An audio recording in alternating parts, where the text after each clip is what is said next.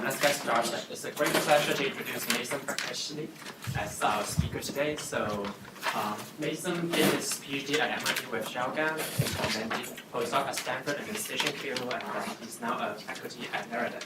So I think most of you know him. He's done a lot of interesting works in topological physics of matter, including fields like fractional quantum Hall, topological symmetries, as well as more recently fractals.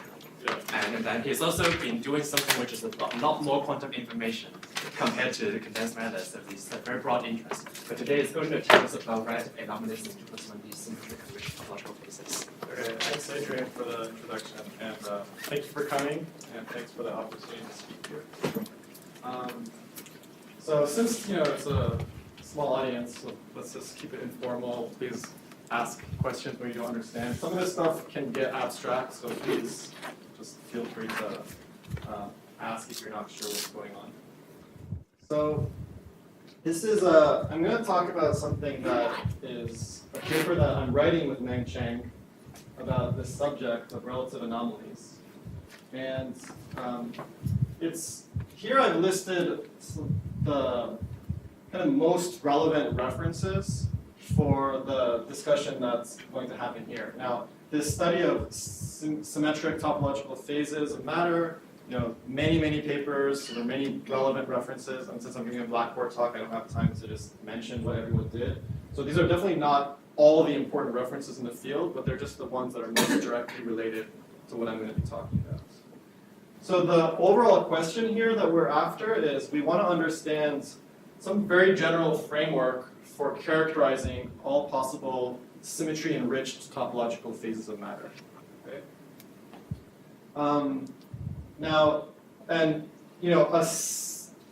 One of the motivations is we'd like to know what are all the possible topological invariants that you could have if you have some symmetric topological phase. So everyone knows about Chern number, quantized Hall conductivity, Hall viscosity, fractional statistics. They're all quantized properties of a topological phase of matter. And the goal is kind of to have a very general framework so that you specify the symmetry of the system, and there's a very systematic way of extracting all possible topological invariants and knowing what they are.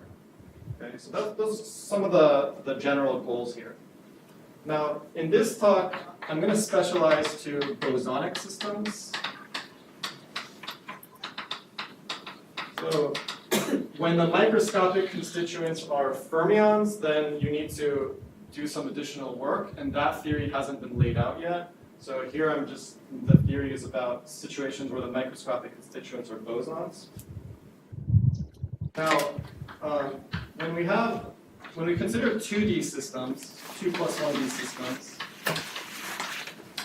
what we know is that even without any symmetry, we can have distinct phases of matter, and this is what we call topological order,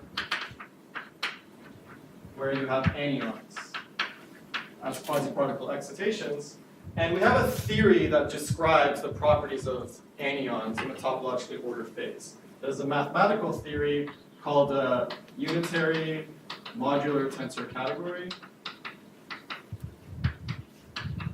It's an intimidating name, but I'll actually tell you a little bit about it. Hopefully you won't find it so crazy. So if you have no symmetry in the problem, then there's a theory that describes the properties of all the anyons, their braiding and fusion properties, which is this mathematical theory. So if you specify this together with what's called the chiral central charge,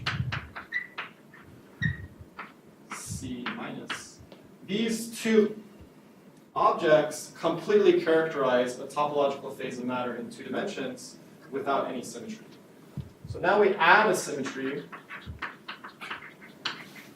So we have some symmetry group G. And then we can get what we call symmetry-enriched topological phases. And among these symmetry-enriched topological phases, there are some of them which we say are anomalous.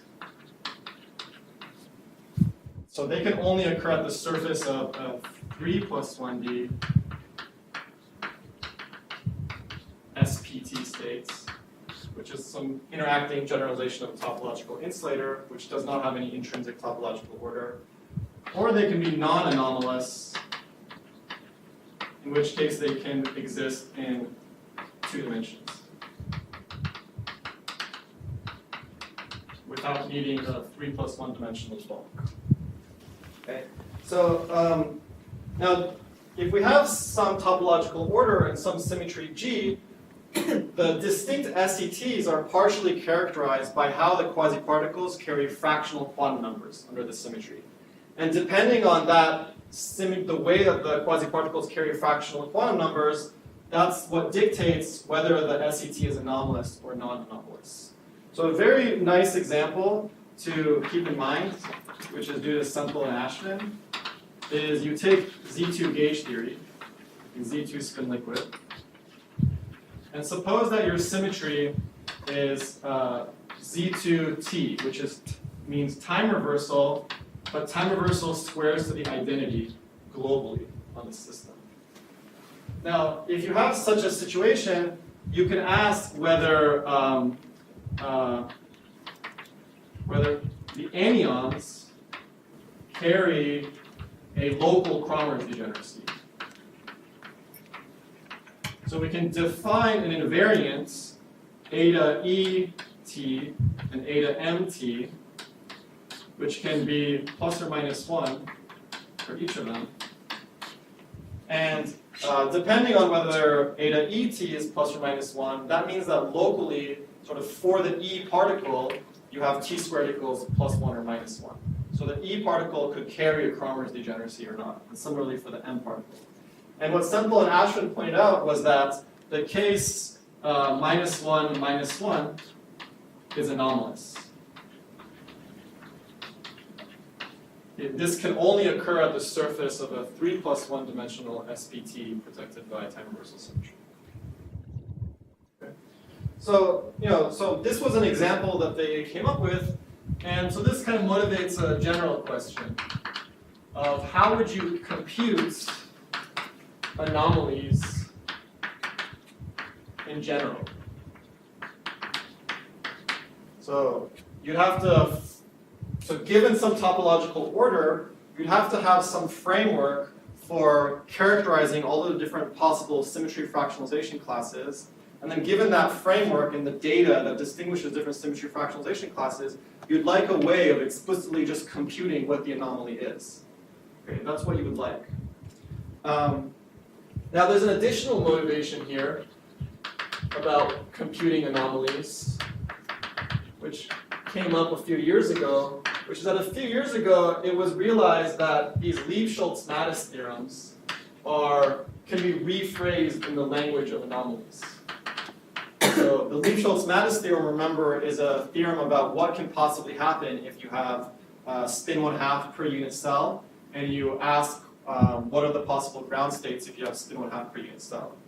And Lieb-Schultz-Mattis theorem tells you that if you want to preserve translation symmetry and spin rotation symmetry, the ground state must be either gapless, or it must spontaneously break the symmetry, or if it's gapped, it must have topological order.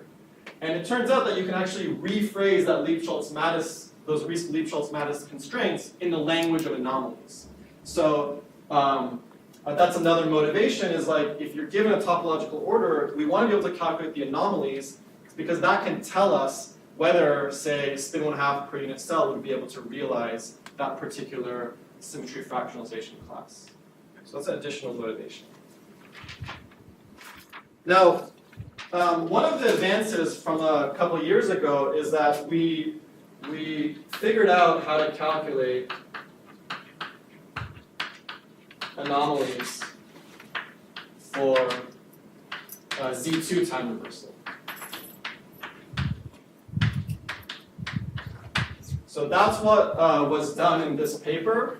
And there's another paper by Chenji Wang and Michael Levin, where they conjecture an anomaly indicator, I forgot what the reference is, which also has the same formula. So a few years ago, we understood how to calculate anomalies for time reversal symmetry. And actually, if you go back to these original papers, it was also understood how to calculate anomalies for unitary symmetries where the symmetries do not permute particle types. Okay? So those were some kind of specialized instances where people understood how to calculate anomalies. And so, but now we'd like to understand the more general problem. So for example, what about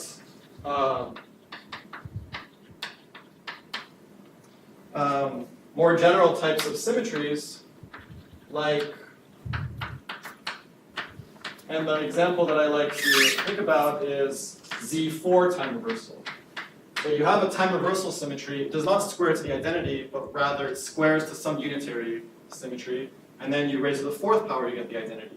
So this could happen, for example, if you had a system with time reversal symmetry and some unitary symmetry, and it got spontaneously broken, so that what survived was some kind of combination of time reversal and a unitary symmetry.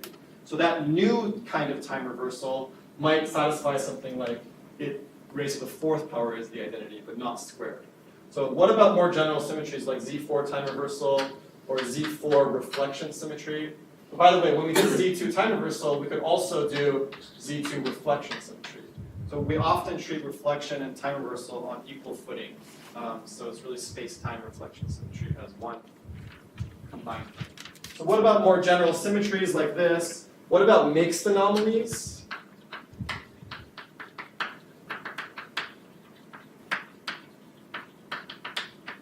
So for example, you could have a symmetry Z2 cross Z2T, or U1 cross Z2T, U1 semidirect Z2T. These are all things that would realistically come up in a physical system.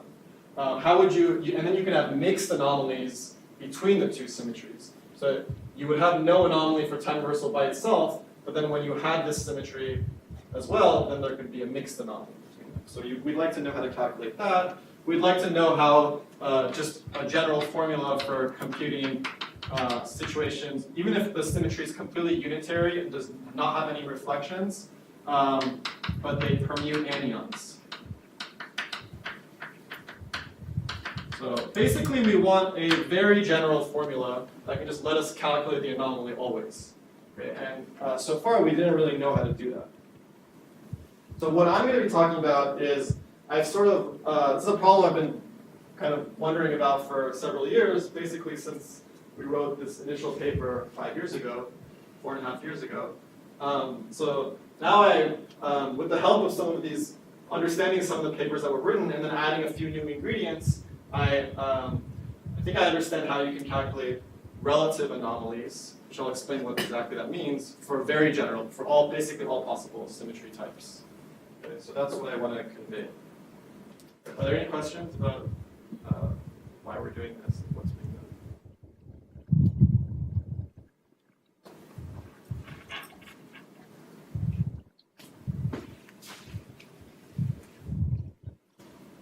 So let me give you a brief review of some background, which in this, I'm going to start off with a brief, very brief review of this unitary modular tensor category theory, which is this algebraic theory of anyons.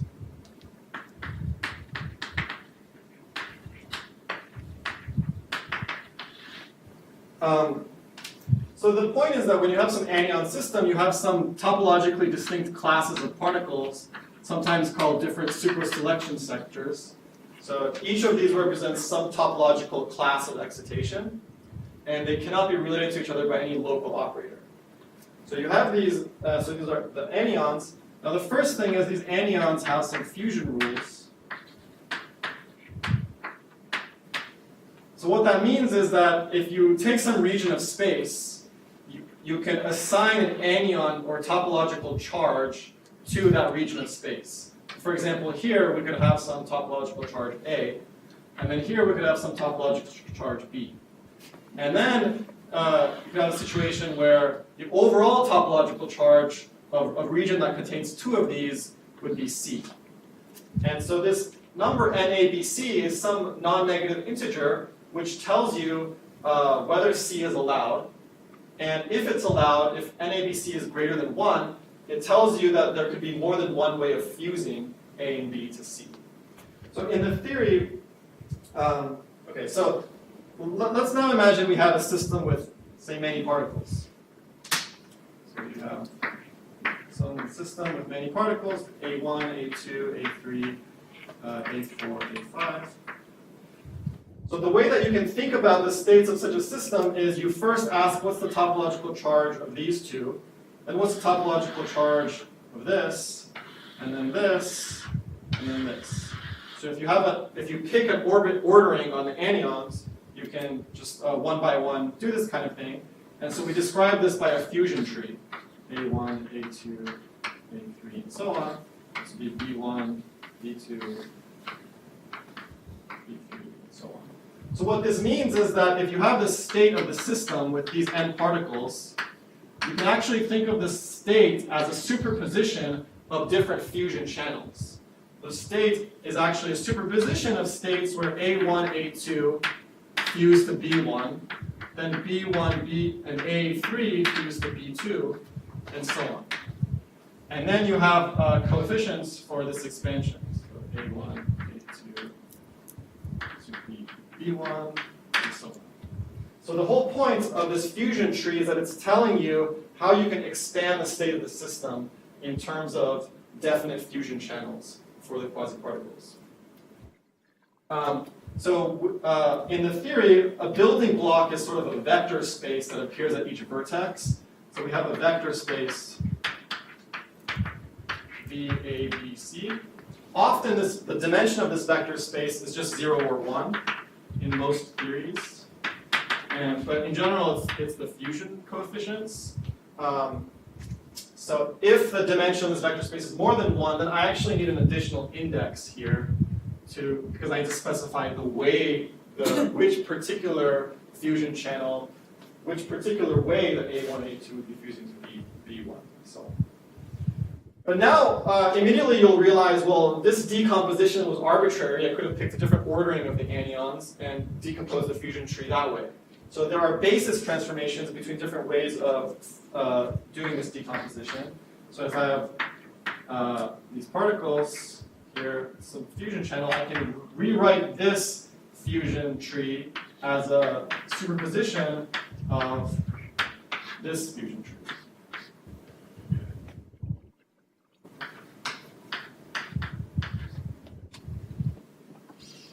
But now, what's important here is that these F symbols, which are these basis transformations, obey a certain consistency condition, right? Because now if we consider 4 of these anyons and a fusion tree, then I could do these basis transformations. I could do a sequence of these F moves. So do this F move, and then I could do this F move, and then I could do another F move to get to here. But actually, I had another way of getting there. I could have first moved this one over, so I get that, and then I can do one more F move to wind up there. So this is a consistency condition, and that leads to an equation for the F symbols, which is called the pentagon equation.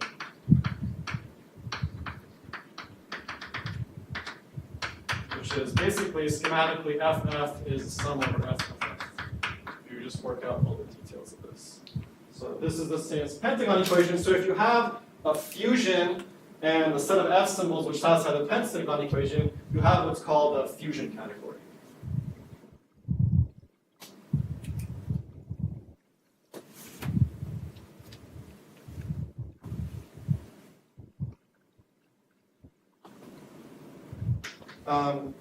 So in addition to that, we have braiding.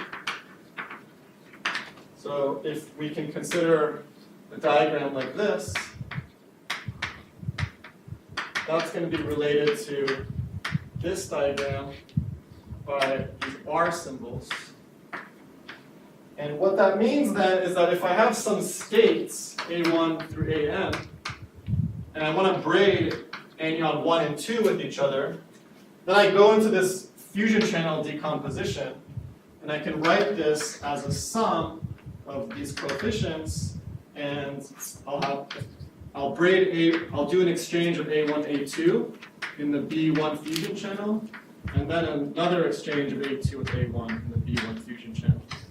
And then I have this decomposition. So once you know the R symbols, you know exactly what the effect of braiding is going to be on your states, on every state of anyons. Right? And then once you introduce braiding, there's some additional consistency conditions, which is called the hexagon equation, which I won't write. The additional consistency between F and R is the hexagon equation.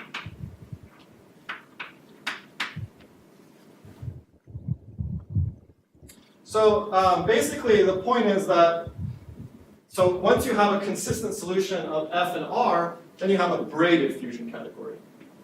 And the point is that different topological orders are distinguished by different inequivalent consistent solutions of these pentagon-hexagon equations.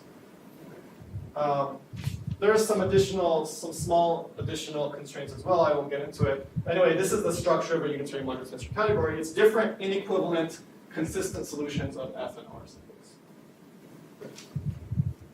What is the unitarity constraint? The unitarity is that these F symbols are unitary matrices. So you in mathematics, this didn't have to be unitary. That's where the unitary comes in. And then modularity comes in there's a diagram that you can consider, which is this diagram.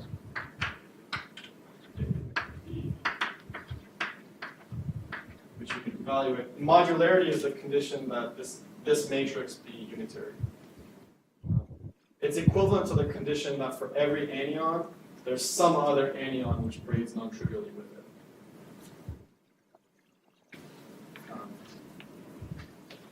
Okay, so just a few other data that will show up. There's something called a quantum dimension for each anyon, d sub a. And we associate it to this diagram.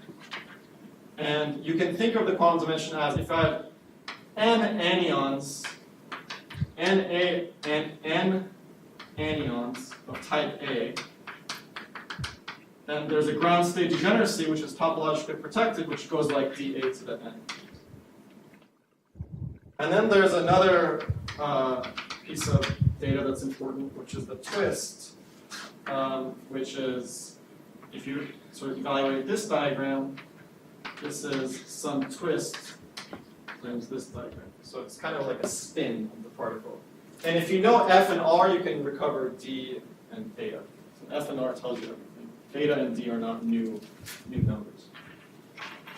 Okay, so that was a quick review of unitary modular tensor categories. And so now we're going to add symmetry to the problem. Are there any questions about it?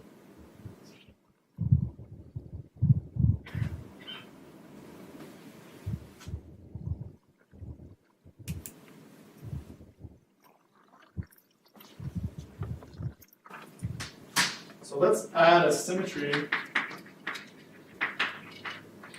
G.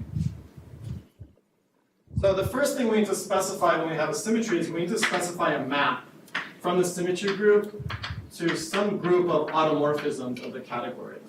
And this map is what is telling us that, so rho tells us, specifies how the symmetry permutes particle types.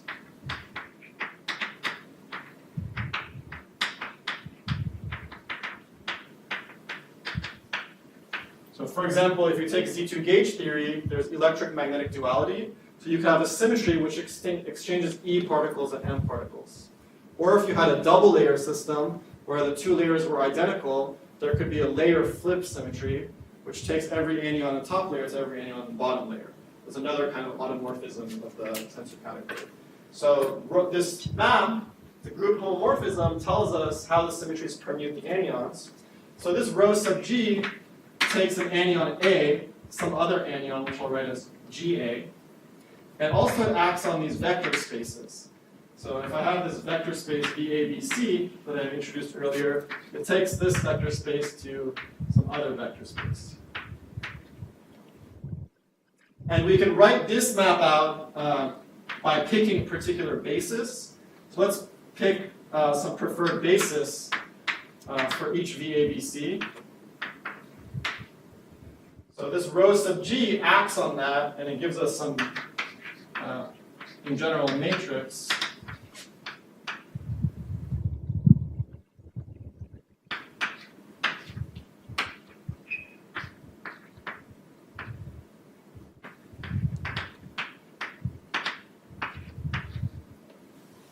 so this is just writing this out in coordinates. So now when we ask how does the symmetry act on a state, we have this ansatz that we call symmetry localization.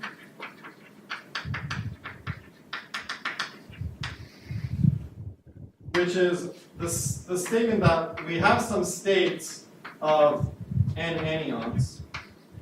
And let's act the symmetry. So R is going to be the representation of G on the full Hilbert space of the system. So R sub G, when it acts on psi, the point is that I have like these anyons at far separated locations.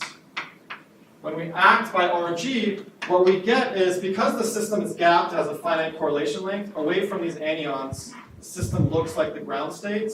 So this RG basically decomposes into unitary operators that act in these different regions.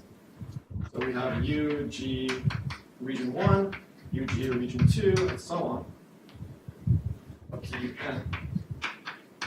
But that's actually not all we have.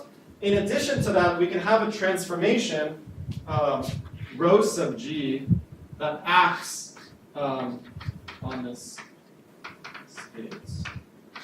And this operator only cares about the fusion channels and no other details.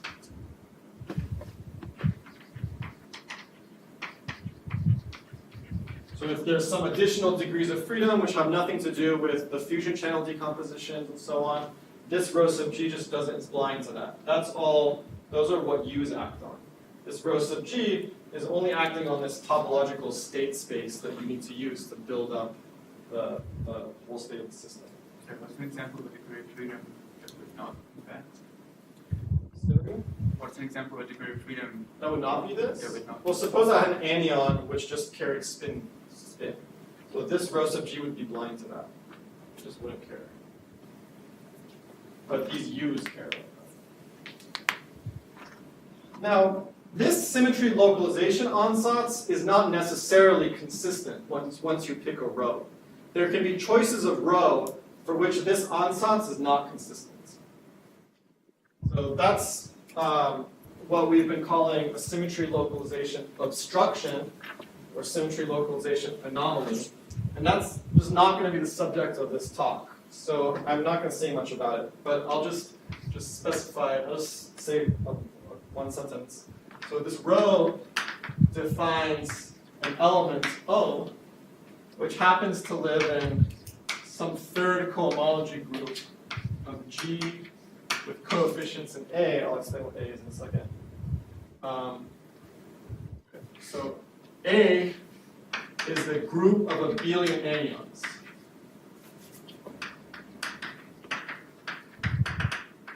So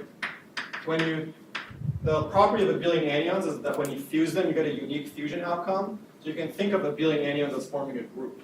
So that's the group that you put into this third cohomology. And this O is an obstruction to symmetry localization being well defined.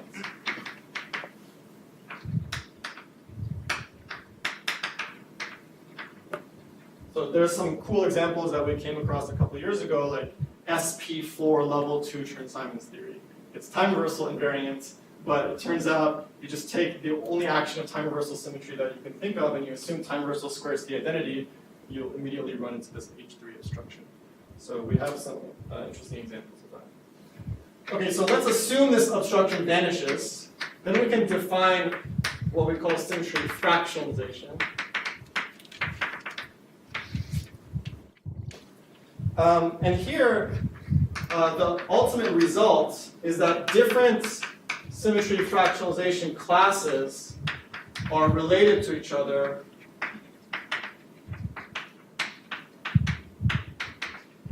by elements of H2 of rho G comma A. So what this means is that what you can think is that you have your different SETs with different symmetry fractionalization patterns, and you can think about them as like placing them around a clock. And elements of H2 can take you from one symmetry fractionalization class to another. This is like class 1, class 2, and so on. It takes you around. But importantly, in general, there's no notion of a trivial fractionalization class if you allow the symmetry permutation, symmetries to permute anyon types.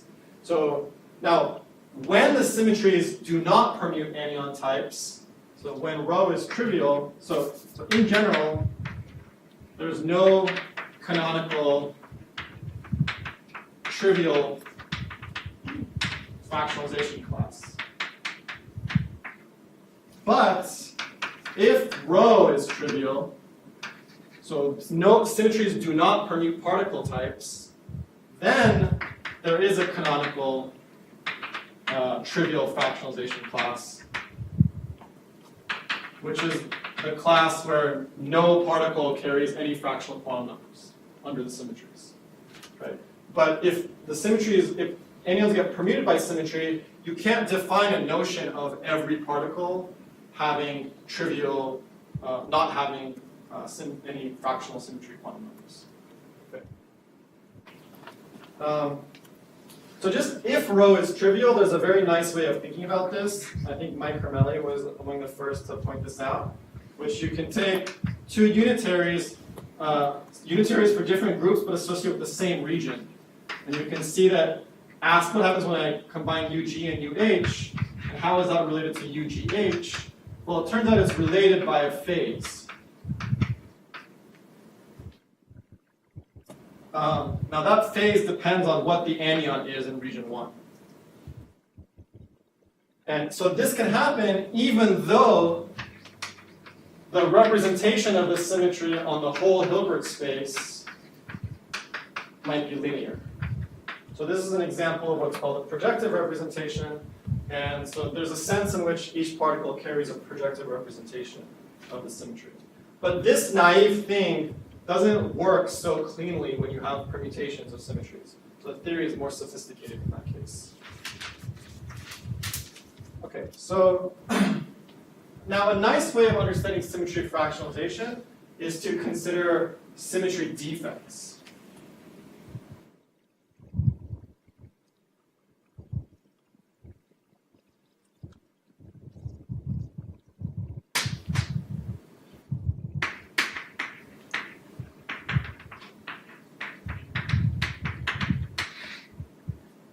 So imagine that we look at the space of our system. What we can do is we can insert some branch line associated with G. So you can think that there's a flux of G at this endpoint. So this endpoint is like a flux of G. So if G was U1, you can think of this as just some U1 flux. And we've made it so that all the phase winding happens across one line. In general, if you wanted to create this, you would take all the operators in your Hamiltonian that straddle this cut, and you conjugate one side by G. Now, the endpoints, you can actually have topologically distinct endpoints. For example, you can take one endpoint and come and bring an anyon right next to it.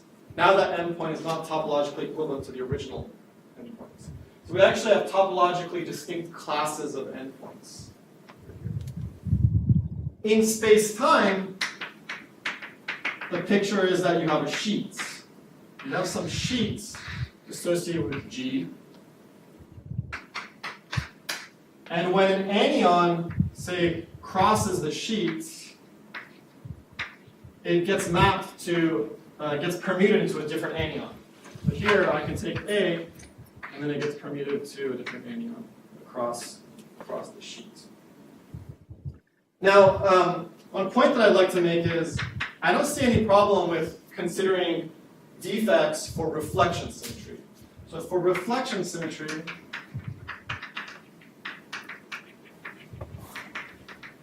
what you can do is when you cut out the system, you can re-glue with a reflection. Okay?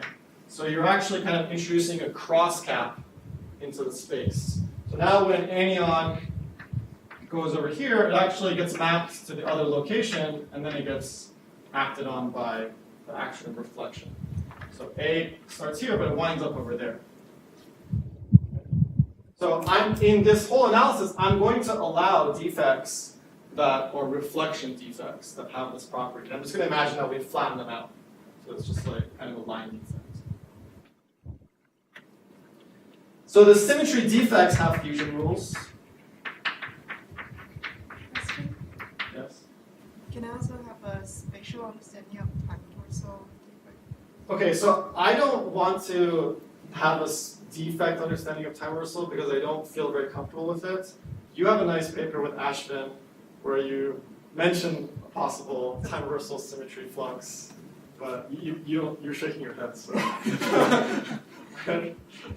Yeah, so basically my strategy is going to be I'm not going to treat any anti-unitary symmetry directly. I'm going to think of any anti-unitary time reversal symmetry. I'm going to imagine that there's some Euclidean quantum field theory that describes the system, and time and space are kind of on equal footing. So I'm instead going to treat reflection, spatial reflection always. So then when I go back into real time and Hamiltonians and so on, I'm just going to work with reflection symmetry defects because I feel comfortable with inserting those into the system. So you're kind of elongating this crosscap to the Yeah. point where it's kind of like a branch cut? Is Yeah, it? yeah, yeah. That's what I have in mind. Somehow there's some subtleties when you do the space-time rotation, like maybe a particle which used to go to the same particle will now go to its anti-particle or something.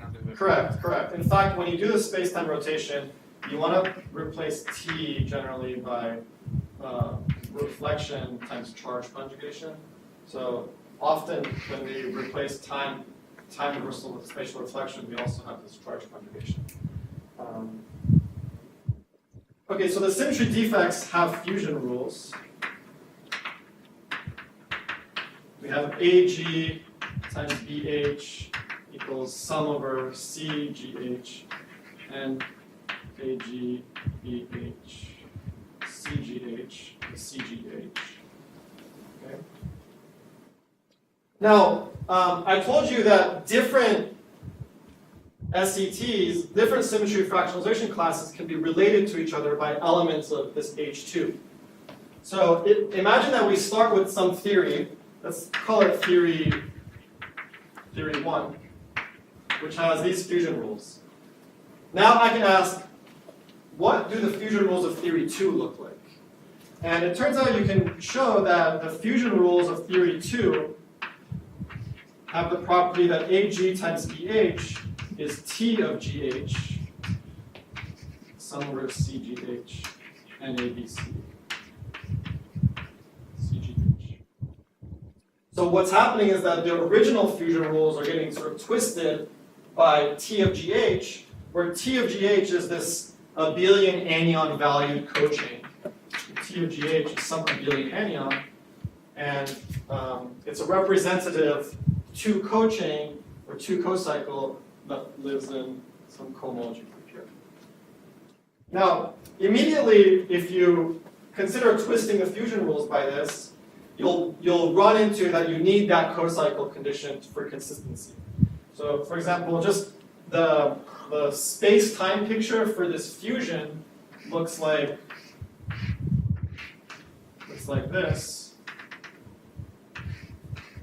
Okay, so this is a GH and the GH defect.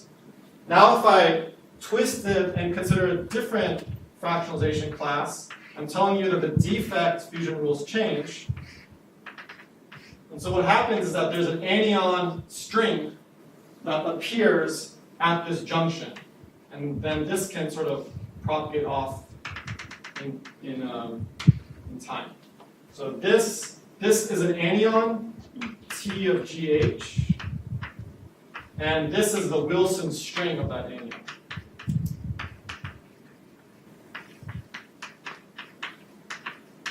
So that should be your picture for how the fusion rules are changing. And now immediately you'll run into the fact that you need a consistency condition. Because let me now draw the defects like this. And I'm gonna imagine now when I draw this, that there's a branch sheet going into the board. So So now I have an abelian anyon coming out, T of GH, and another abelian anyon coming out, T of GH comma K. And these guys need to, say, fuse together, and then they run off. So, but now I can consider fusing this in a different pattern. I can consider this, AG, BH, CK. So now I have an anyon that should come out through here, or over there. And now this is T of HK, but it's going through the branch cut. So now it's G T of HK. And this is T of G comma HK. So now you run into the consistency condition that what's here better be equal to what's here, which is that, in other words, G times T of HK times T of G comma HK should be equal to T of GH, T of GH comma K. And now there's another interesting thing that happens. I told you when G is associated with reflection symmetry, I have this is actually like a cross cap that's going into the board. So when this anyon string goes through the cross cap, it's going to get flipped. Okay. So and that means that T of H comma K is actually going to go to T of H comma K bar and then get acted on by G. So actually I need to put a bar here if G is reflection off. And interestingly, actually, in the original paper that we wrote in 2014, we did arrive at this condition for the bar here, but we arrived at it through very different indirect arguments. So it's interesting that the space-time picture for the sheets and so on recovers that correctly. So T looks in the group of abelian anyons, right? Yeah, T is an abelian anyon. So if the reflection doesn't change the anyon to a different anyon, then why is this bar appearing? Well, because the string is getting flipped. So as the string passes through the reflection defects, this endpoint and that endpoint sort of get exchanged. So you're actually, because you're flipping the string, you're flipping A with A to A bar. Okay. Yeah. In that the theory 2 definition, so on the right-hand side of the equation, you're using to fuse T with C, you're using the fusion rules of theory 1, is that? Yes. Yes. So then exactly, this is the fusion rules of theory 1. Now this T appears. So this combined with this will give us. But then there is like an implicit cross there, right? On the right-hand side. Yes. Yes. Oh yeah, exactly. That's with fusion rules of theory 1. Okay.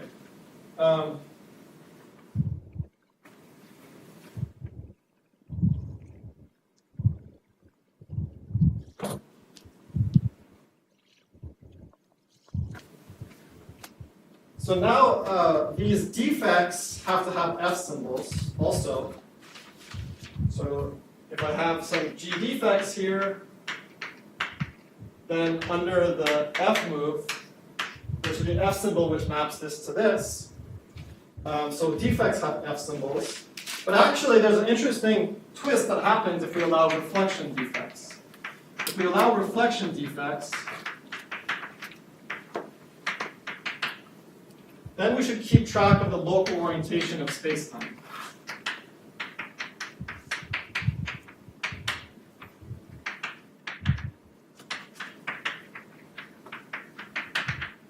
So I should actually keep track that the local orientation of spacetime, say, is 0, +1, or -1 over here. And if G is a reflection defect, then the local orientation of spacetime will be reversed over here, and so on. So once I know S0 and I know all these GHKs, then I know the rest of the S's, because I know how the orientation of spacetime will change. But this is now pretty interesting, because now this F symbol is actually a function of, let's say, this leftmost orientation in addition to the A, G, B, H, C, K, and so on. So now if you go through the pentagon equation, what you find is that the pentagon equation now is a little bit different. It's F of S0, F of S0 equals sum F of S0, F of S0, F of S1. this is no longer a usual fusion category, right? Because it's not like the same set of, this is an S1 appearing over here. This is no longer the usual fusion category. In fact, the correct structure is no longer a fusion category. The correct structure is something else. And I'll just tell you what it is. The correct structure is what's called a two category. The two category, so two category here, well, the objects are going to be these local space-time orientations. These defects are going to be one morphisms between these objects, and so on. So I don't want to get into higher category. It's not like I love this subject and I'm looking for like where this will come up. It's just there. And there's not really any way around it. It's like, we need to use group theory and representation theory to describe band structure. It's not like people love representation theory so much they're looking for some application of it. It's just that's the right language and you kind of have to use it if you want to get everything right. So here, it's also common for other symmetry operation, not just standard space. So you could actually put elements of G here, but if everything was unitary, you didn't need to do that. That's an example of you just wanted to be fancy. But if we have this local space-time orientation, I don't really see any way of getting around really putting that in. So there's no way to kind of fix gauge and so on. Well, okay, so one thing I should say is that there's a reflection action, which is that if G is some reflection symmetry, rho sub G will act on F A B C of S0, and it will give us F GA, GB, GC of G S0. So if G is a reflection, this S0 will go to like minus S0. And then you want to condition that this guy just be equal to the original thing star complex conjugated. So this is a G action. And although this is actually more complicated. There's a various gauge transformations here that you need to put in. So you could put everything in terms of like S0 and then no longer keep track of it. Then you have all these U's floating around everywhere. So it's no longer like the very simple form that you had originally. So if the reflection doesn't change the anyon type, you still have this.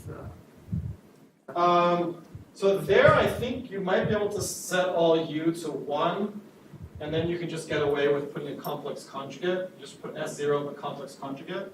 It's still not a usual Pentagon equation, because the usual Pentagon equation shouldn't have a star here. So, I don't know, maybe we can think really hard and realize we don't need two categories, but I kind of see that it's kind of there in the structure. How does the reflection not change anyon type and the other boson? Okay, so I told you how you can obtain the fusion rules of the new theory from the old theory when you've twisted by some cohomology group.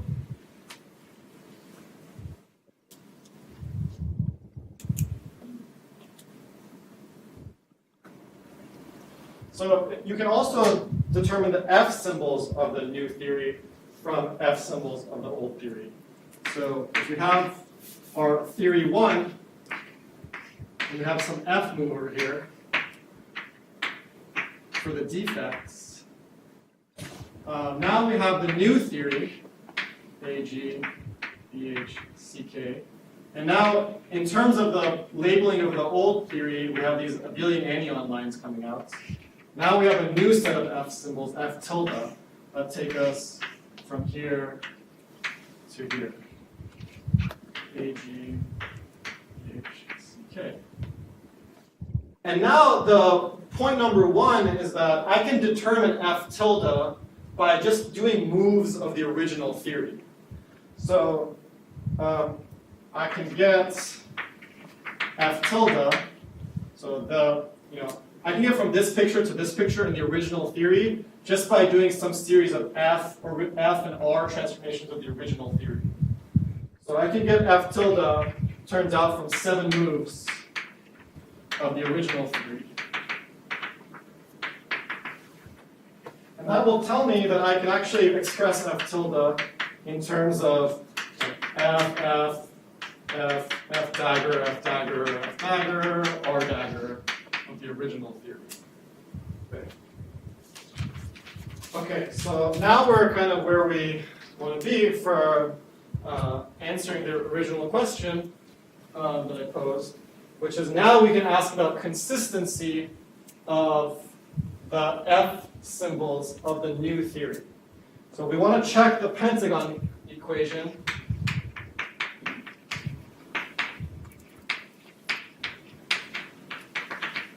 of the new theory. Remember, new theory is twisted by an element T in H2 relative to the old theory.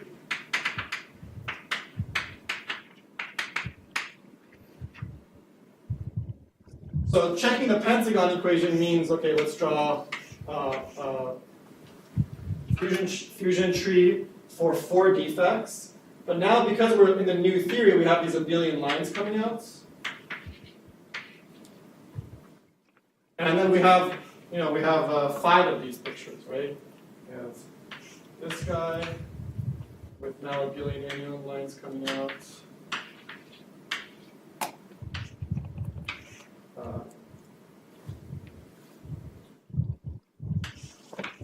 This guy.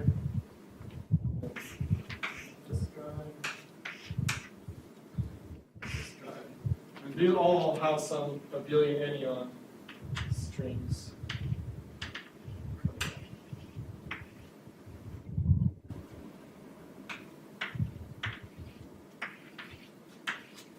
Okay. Now, each arrow is actually not just one F tilde. Each arrow is actually a lot of moves in the original theory. So each arrow is many moves.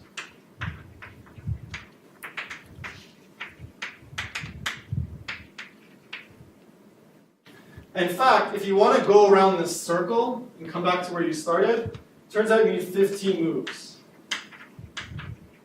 I'm not going to draw them all. So 15 moves, and the equation that you get, if you go around this circle, looks like f tilde equals O of GHKL sum f tilde, f tilde, f tilde. Okay. Now, the equal sign is only there if the original theory is consistent.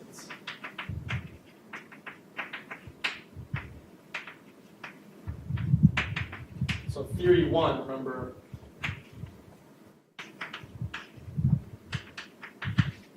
let me assume that theory 1 is consistent.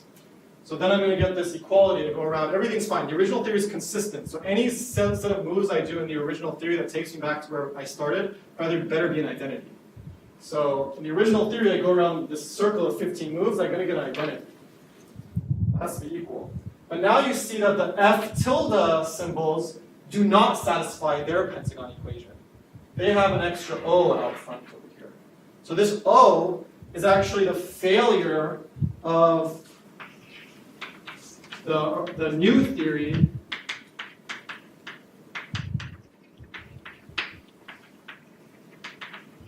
to satisfy its pentagon equation.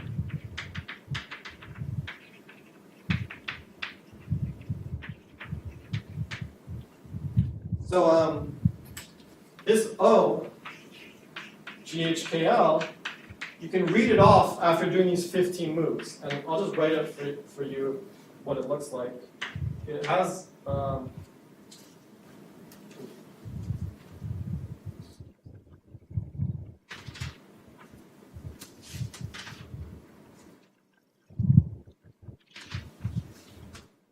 I actually skipped the definition of eta. So eta is, I'll tell you what it is in a second. So eta, and then the R symbol. And I have these U's.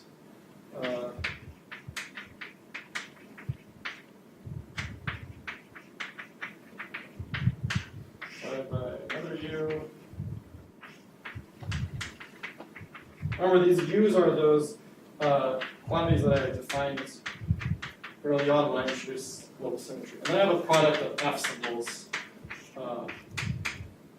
in here. And everything here depends only on the abelian anyon T. Okay? T. There's no other anyons come into this equation except this abelian anyons T. Now, did you have a question? Yeah, so sorry, so you were saying that the original theory was consistent, meaning that there's no H of the 3 obstruction. No, I said if the original theory is consistent, meaning there's no obstruction, neither H3 nor H4. But here always includes this FFF divided by FFF, so Correct. in principle it's possible that the original, the theory 1 does have an anomaly. Yes. So So- always tells you the difference. Exactly, so that's what I was going to get into. If we assume that F, the original theory, is fully consistent, O is now the anomaly of the new theory. But it could have been that the original theory was itself inconsistent. So then it turns out O is actually telling you the relative inconsistency between the two theories. And that makes sense because it only depends on T. And T is only telling us about the difference in symmetry fractionalization classes between theory 1 and theory 2. And a quantity which only depends on the difference of these symmetry fractionalization classes only has enough power to give us the relative inconsistency or relative anomaly between the two theories. That's the key point, is that because in general symmetry fractionalization relates different theories and there's no canonical trivial symmetry fractionalization class, then for the same reason, it's very easy by these methods to compute relative anomalies. But it's much harder to compute absolute anomalies. So here we're doing relative anomalies. The other thing that I wanted to mention is that this formula, if you ignore the U's and this eta and all the permutation action, is actually a formula that was written in this paper over here by Fitkowski and others, Xie-Chen and Ashman and Fiona. And I think it was also written in this ENO paper. The ENO paper didn't have the full formula with permutations and so on. Then that's where this paper comes into the story. Although this paper doesn't really outline any actual logic, it's just a bunch of jargon I can't understand.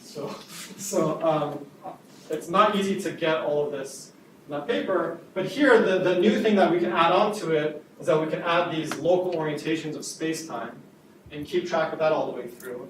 And then be confident that this formula should apply for spatial reflection symmetries also. And then we treat time reversal by just treating it kind of in the same way that we would have treated spatial reflection. Okay. I really don't have much time, so I'm not actually going to explain what exactly this eta is. If you want, you can ask me later. So let me just finish off the last 2 or 3 minutes by just giving you two applications, 2 examples.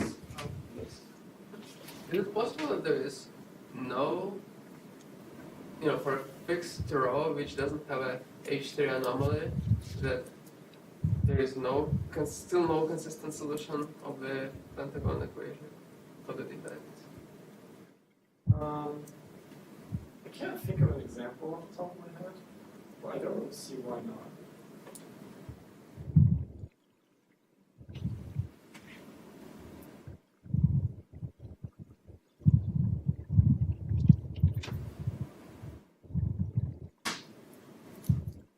Okay, so 2 examples, just quickly. One, let's just go back to Z2 time reversal. Here we can do a sanity check. We already knew this formula that gave us the Z2T anomaly. And that, I write the left-hand side of Z of RP4 because it's related to a path integral in 4-dimensional projective space. But the formula that gives us the anomalies is the sum over all particles invariant under the anyon, quantum dimension, twist, and eta AT, where eta AT was, remember, the local t-squared value of A. And then there's another anomaly formula as well, which is just e to the 2 pi I times the central charge divided by 8. So you take your theory, you compute these 2 quantities, And then if they're both 1, it means your theory is non-anomalous. If either of them are -1, it means your theory lives at the surface of an SPT state. And that particular SPT state, its topological path integral on these manifolds will be -1 or +1, depending on what its right-hand side is. So just as a note, this formula was conjectured as an anomaly indicator as well by this paper by Chenji and Michael. Okay, so this gives a natural question, which is actually a question that Shia asked me a few years ago, which kind of got me thinking more seriously about this, is you can divide the anomalies between theory 1 and theory 2. You can take z divided by, say, z prime, and I'm going to call it z for theory 1 and z for theory 2. You just divide them. And it turns out that you can show just explicitly in this situation that there's an invariant for the fourth cohomology group here, corresponding to take all the group elements to be T, and then the formula simplifies and just becomes eta T of TT times theta T of TT. So that formula simplified, and then you can show directly that this ratio is exactly eta T of TT, theta T of TT. Okay, so sanity check number 1 is that this kind of a really nice theory of the symmetry defects and so on and calculating this relative anomaly completely agrees with these previous calculations for these anomaly indicators. And then just So this, because this one is a co-cycle, it's kind of only detecting the group homology, SPT, is that right? Yes. And then let me give you one other new example. So 2. So let's take Z2 gauge theory with G equals Z4T. So now I have a formula that I can just calculate this. Before I never knew how I should calculate Z4T anomalies. So Z4T you can think of as T squared equals -1 to the number of bosons. That's an example of Z4T symmetry. And suppose that the symmetry action rho is trivial. Now, if you think about this for a moment, it's not clear that there will be an anomaly. For Z2 gauge theory with Z2 time reversal symmetry, Semple and Ashman told us that E and M both being Kramers is anomalous. But here, the underlying particles themselves are Kramers. So it's not really meaningful to say E is Kramers or M is Kramers because the underlying microscopic bosons are Kramers. So just off the top of your head, it's not so obvious that whether there would be an anomalous state here. At least, okay, maybe some of you, for you it's obvious, but for me it's not obvious. So let's compute this object, which is the symmetry fractionalization classification. It's Z2 cross Z2. That tells us that there's 4 different symmetry fractionalization patterns, and there's an invariant for these symmetry fractionalization patterns, which I'm going to call lambda AT, which is ±1. And it applies for anyons which are self-conjugate. And lambda AT is basically telling us whether A carries half Z2 charge under T squared. So you can think of it as kind of a local T to the 4th value. So T squared is a unitary Z2 symmetry. So your particles can carry fractional, like either half integer or integer charge under that unitary Z2 symmetry. So lambda AT is just telling us whether A carries half charge or integer charge under this unitary Z2 symmetry. And so just cranking out that formula, I found that lambda ET equals lambda MT equals -1 is anomalous.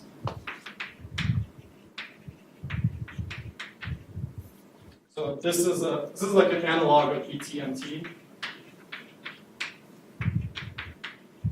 Or we could call it like ET squared MT squared. Okay, so we've been computing more examples. We're still computing more examples. Just play with the formula and get comfortable with it. So that's what I can present now. So thank you for your attention.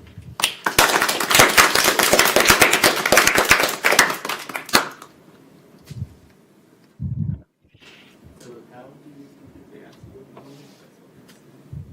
anomaly? Okay, in principle, there's a method, which is kind of the way that we compute the absolute anomaly here, which is that if you have a 2 plus 1D SPT, or SET, there's some construction that defines a 3 plus 1D state sum for a 3 plus 1D SPT.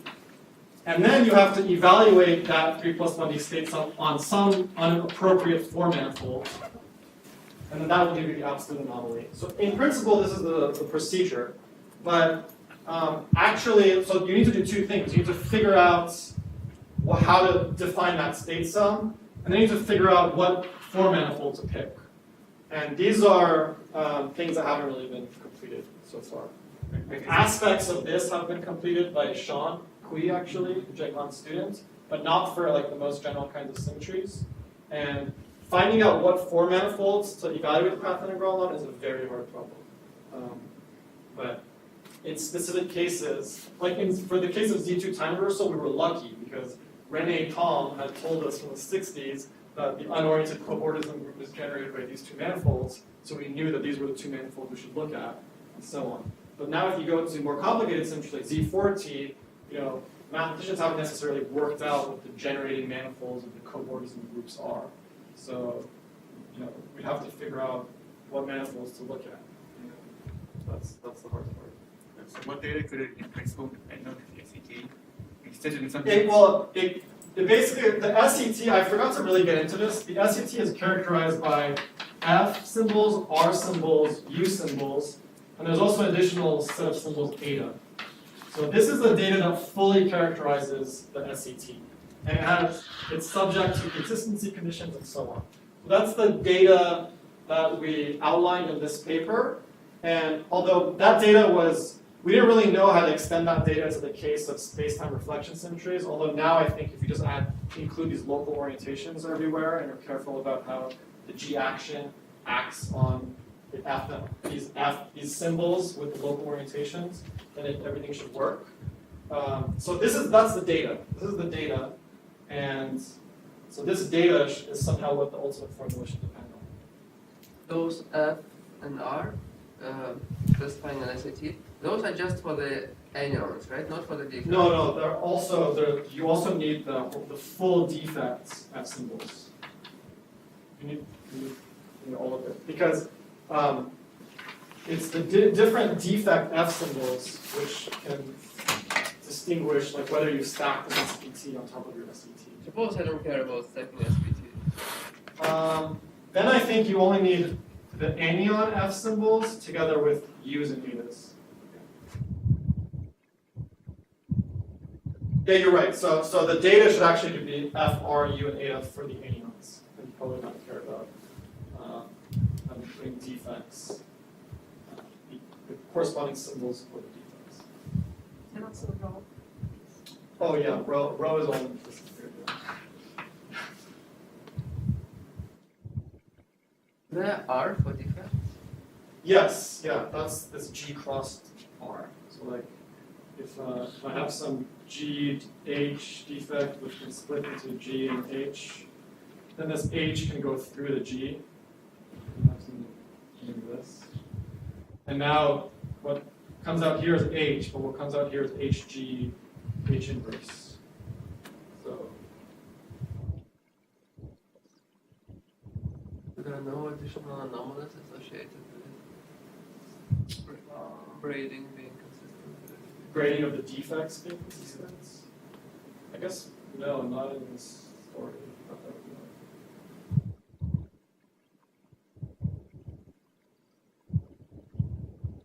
I mean, in a sense, yeah, all of this is determined. Yeah, I don't know. There